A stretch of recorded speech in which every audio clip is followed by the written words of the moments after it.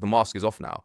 And liberal Zionism, which was always a myth, and it's an oxymoron, but it was very powerful. It's unsustainable now, surely, in the face of what we've seen, because there's no way you can establish a majority Jewish state on a land which was populated by majority Palestinians without everything you've seen and without it veering towards what you're seeing, which is genocidal fascism. And arguably it was there already. You know, if you look at what Ben-gvir was saying, was the first prime minister, it's not that different. If you look what Menachem Begin, who was Likud prime minister in the 70s and 80s, what he was saying, like, this isn't new. It's maybe a bit more extreme with people like Ben-gvir and Smotrich and with the genocide, but the seeds of it have been there since the start. And I think that's absolutely right, because people try to make these distinctions between different forms of Zionism, but there isn't any real distinction in the ultimate end goal. It's just a question of methods. It's about how extreme are you in achieving that goal. I mean, you mentioned the first prime minister of Israel, David Ben-Gurion, and he said that he would accept a partition plan because that would serve as a stepping stone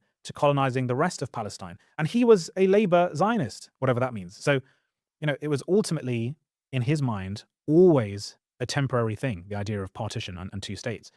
So the ultimate end goal of Zionist ideology, all Zionist ideology, is to colonize the entirety of historic Palestine.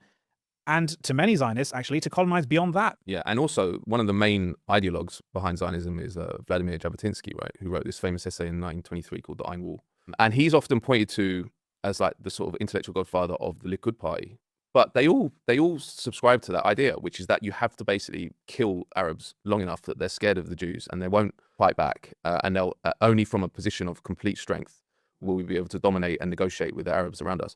That's fascism, right? And Jabotinsky was a admirer of Mussolini. But this is what I'm saying, like, he's seen as a compartment of Zionism, but those ideas have percolated into all forms of Zionism. They're inherent to even liberal Zionism, you know, so-called liberal Zionism, because you can't, in a way he was right, you can't go and impose a supremacist colony on indigenous people without them fighting back. And the only way you can do that is to exterminate them or to destroy them to such a point that resistance is futile.